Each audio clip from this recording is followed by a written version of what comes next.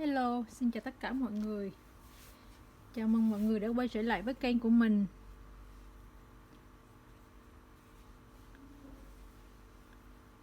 Bài hướng dẫn ngày hôm nay mình sẽ hướng dẫn các bạn móc một con mực để làm móc khóa trang trí như thế này. Chúng ta sẽ cùng tiến hành nhé.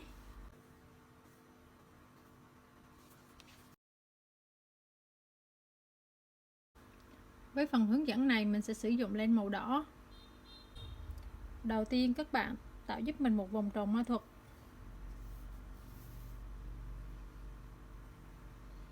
Sau đó chúng ta đưa kim vào, lấy len qua sợi, lấy len qua kim. Như vậy là chúng ta đã tạo được một vòng tròn ma thuật. Các bạn gầy vào vòng tròn ma thuật giúp mình 6 mũi đơn.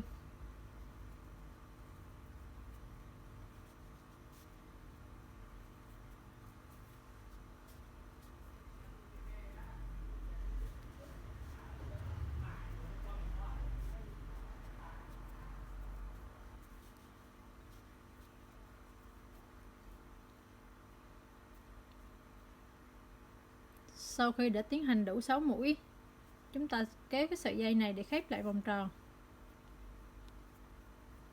Như vậy là chúng ta đã hoàn thành hàng số 1 gồm 6 mũi đơn.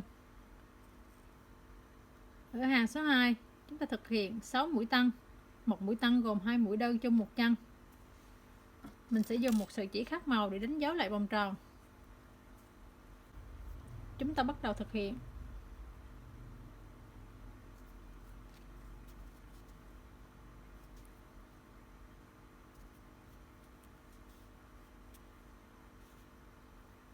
Hai mũi đơn trong một chân, chúng ta được một mũi tăng.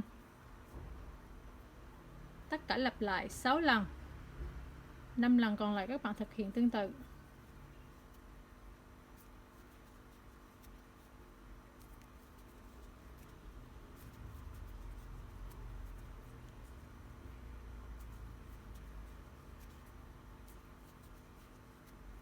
Kết thúc hàng số 2, tổng số mũi của hàng số 2 sẽ gồm 12 mũi.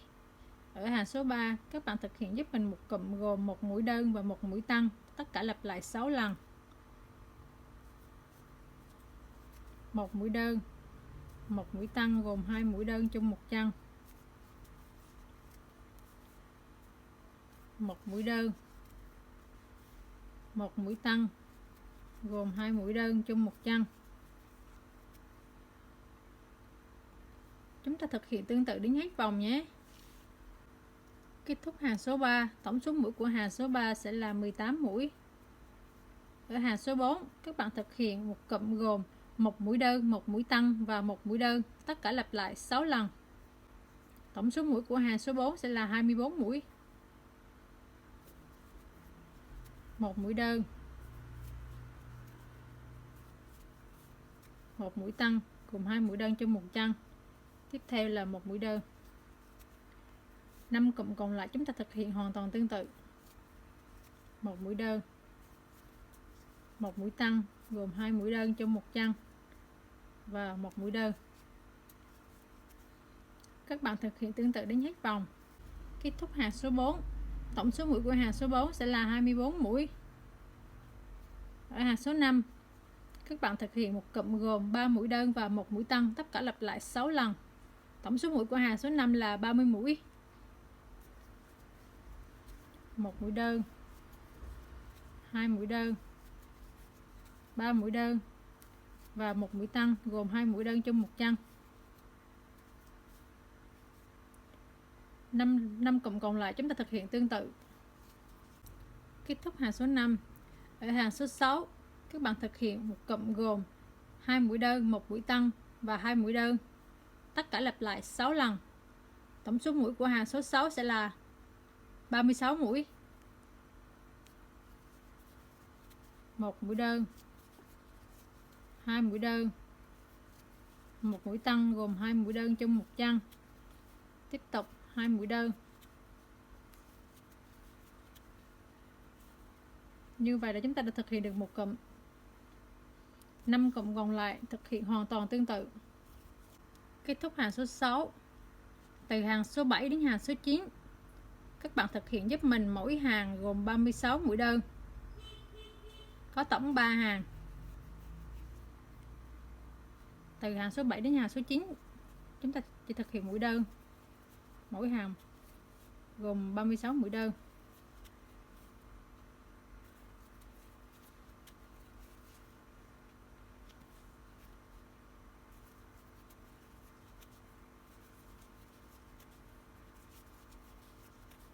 Tất cả đều là mũi đơn. Chúng ta thực hiện tương tự đến hết hàng số 9 nhé. Kết thúc hàng số 9. Ở hàng số 10, chúng ta thực hiện như sau. Bỏ qua 6 mũi. 1, 2, 3, 4, 5, 6. Chúng ta bắt đầu thực hiện một mũi đơn, mũi thứ 7.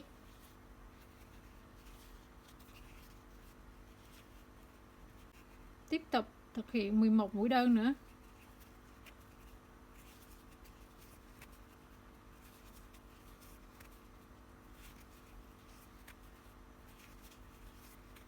Tiếp tục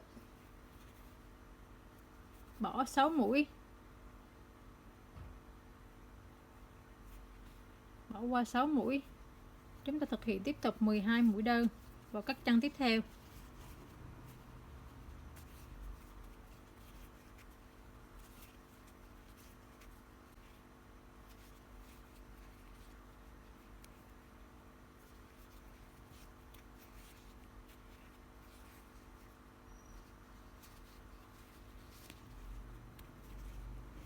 Như vậy là chúng ta đã hoàn thành được hàng số 10.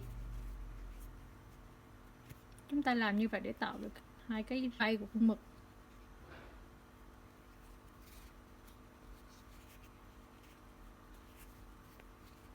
Tiếp tục ở hàng số 11 và số 12, các bạn thực hiện giúp mình mỗi hàng 24 mũi đơn. Có tổng 2 hàng như vậy.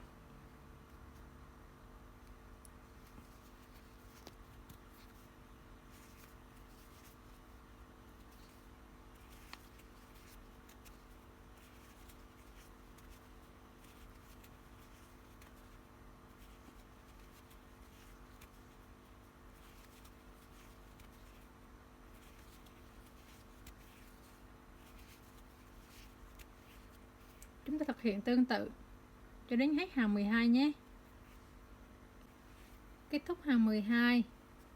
Ở hàng 13, các bạn thực hiện một cụm gồm 4 mũi đơn và 1 mũi giảm. Tất cả lặp lại 4 lần. Tổng số mũi của hàng 13 sẽ là 20 mũi. Chúng ta bắt đầu thực hiện 1 mũi đơn, 2 mũi đơn, 3 mũi đơn, 4 mũi đơn và 1 mũi giảm. Mũi giảm ở đây mình thực hiện mũi giảm ẩn bằng cách đưa kim qua nửa chân ngòi của chân thứ nhất. Tiếp tục đưa kim qua nửa cạnh ngòi của chân thứ hai. Lấy sợi qua kim. Như vậy là chúng ta đã thực hiện được một mũi giảm ẩn. 3 cụm còn lại các bạn thực hiện hoàn toàn tương tự.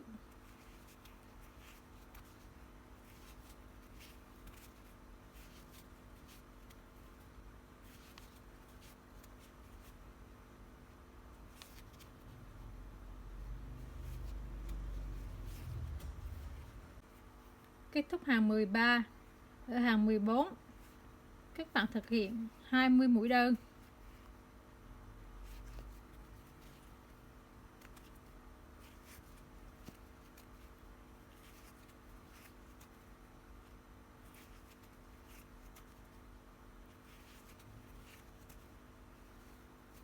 Chúng ta thực hiện tương tự đến hết vòng nha. Kết thúc hàng 14. Ở hàng 15, các bạn thực hiện cụm gồm 3 mũi đơn và 1 mũi giảm. Tất cả lặp lại 4 lần. Tổng số mũi của hàng 15 sẽ là 16 mũi. Chúng ta bắt đầu thực hiện 1 mũi đơn, 2 mũi đơn, 3 mũi đơn và một mũi giảm.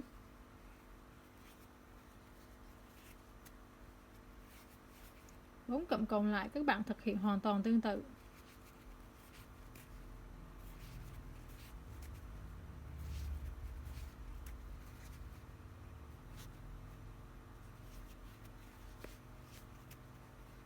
Kết thúc hàng 15.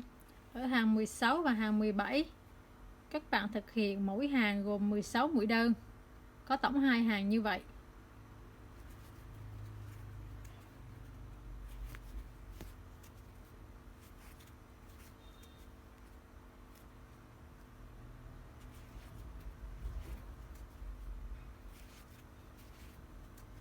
Chúng ta thực hiện các mũi đơn tương tự cho đến hết hàng 17 nhé.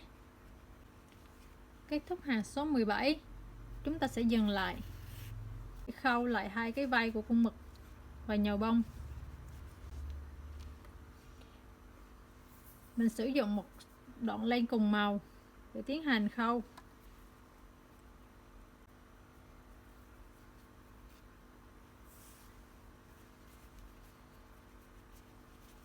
Sau đây mình sẽ tiến hành khâu hai cái vai của con mực lại.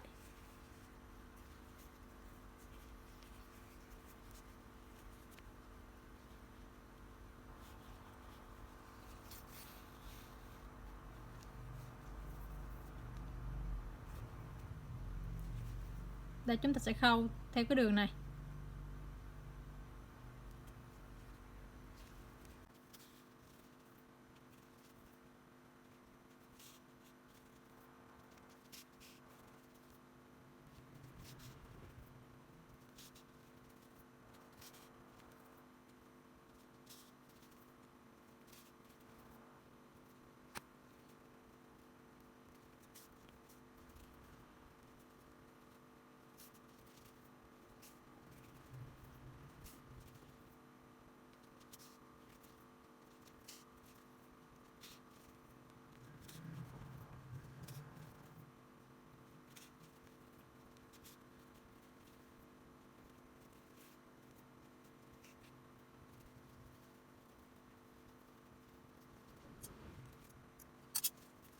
Sau khi đã khâu xong phần vai, chúng ta tiến hành nhầu bông.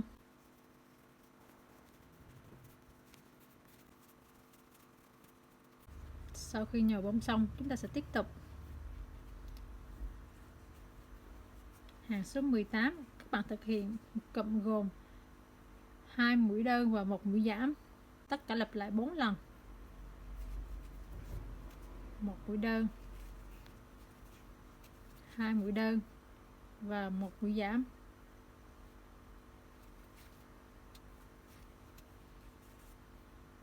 Ba lần còn lại chúng ta thực hiện hoàn toàn tương tự.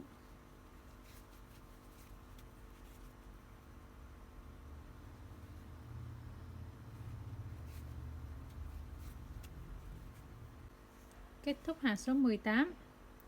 Ở hàng số 19, các bạn thực hiện một cụm gồm một mũi đơn, một mũi giảm, tất cả lặp lại 4 lần. Tổng số mũi của hàng số 19 sẽ là 8 mũi.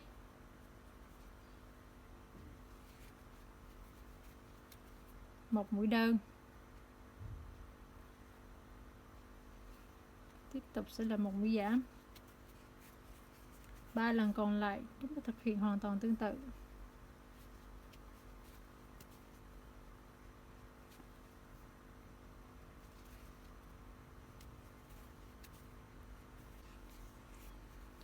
Kết thúc hàng số 19, các bạn sẽ kéo một đoạn len dài ra như vậy để tí nữa chúng ta khâu cái phần đỉnh lại.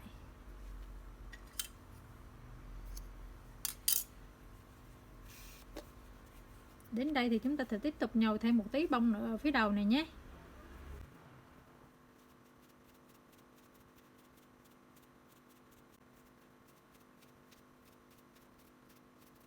Bây giờ chúng ta sẽ dùng kim khâu để khép lại cái đỉnh. Ở cái phần đỉnh này á, thì cái vị trí ở phía vòng ngòi này, tí nữa chúng ta sẽ tiếp tục khâu cái râu của con mực. Chúng ta chỉ khép lại cái đỉnh ở phía trong này thôi, bằng cách là các bạn đưa kim vào nửa phía trong như thế này. nửa phía trong của cái chân á. Đây, chúng ta đưa kim vào nửa trong.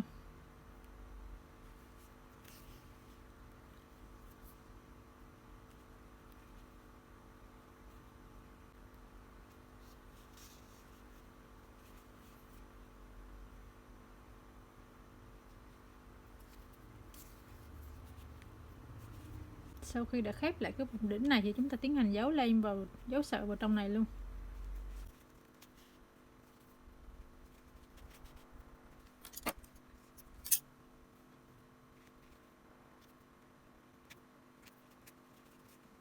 Bây giờ chúng ta sẽ tiến hành khâu cái phần râu mực.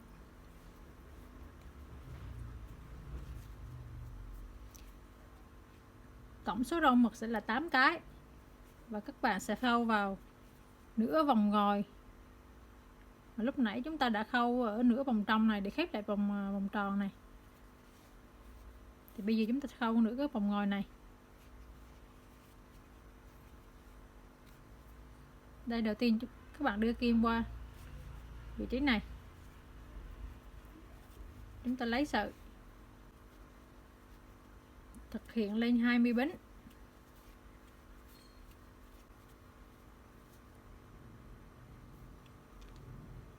Chúng ta bỏ một chân đầu tiên, bắt đầu từ chân thứ hai. Chúng ta đưa kim vào chân thứ hai, thực hiện một mũi trượt. Tiếp tục thực hiện các mũi trượt tương tự. Chúng ta sẽ được 19 mũi trượt như vậy.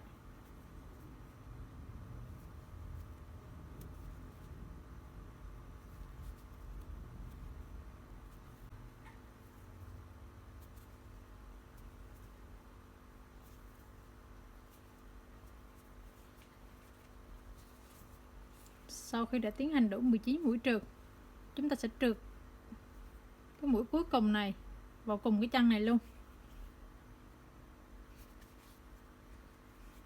Như vậy là chúng ta đã hoàn thành được một cái rau. Để thực hiện cái rau số 2, các bạn sẽ trượt, đưa kim vào chân bên cạnh. Đây, chúng ta cũng thực hiện được một mũi trượt.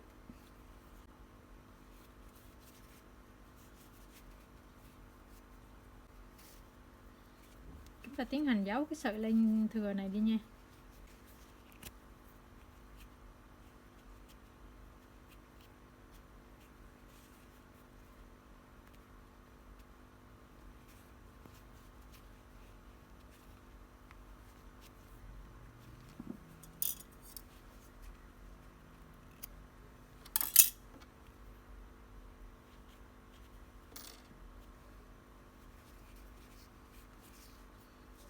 Ở chân số 2 này, ở cái đầu số 2 này chúng ta sẽ thực hiện lên 17 bính.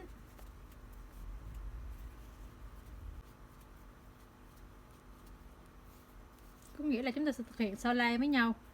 Một cái rau 20 thì cái rau còn lại sẽ là 17. Lặp lại xen kẽ như vậy. Chúng ta cũng bỏ đi cái mũi đầu tiên, đưa kim vào mũi thứ hai, thực hiện các mũi trượt.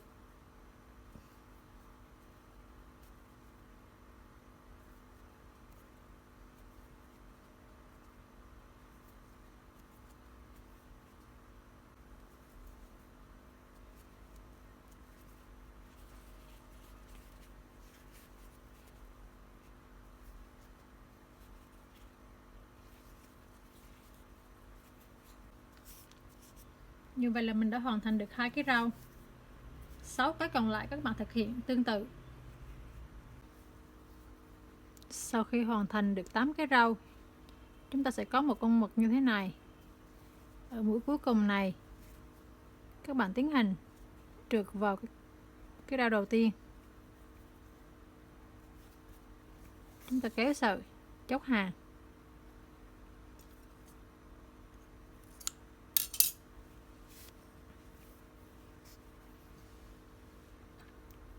Chúng ta sử dụng kim khâu để giấu sợi này đi.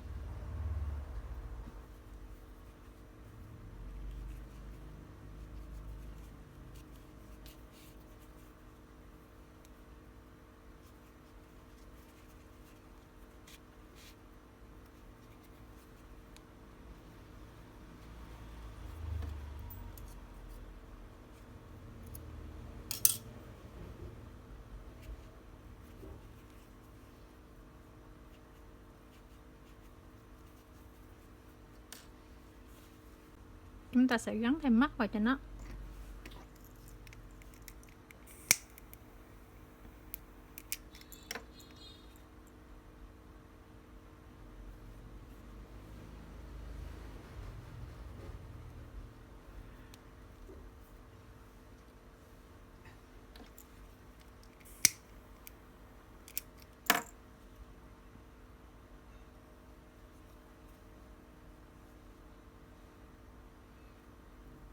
Ta-da! Như vậy là chúng ta đã hoàn thành rồi. Nếu các bạn có chỗ nào chưa rõ thì các bạn có thể comment ở phía dưới, mình sẽ giải đáp thắc mắc nha. Xin chào các bạn.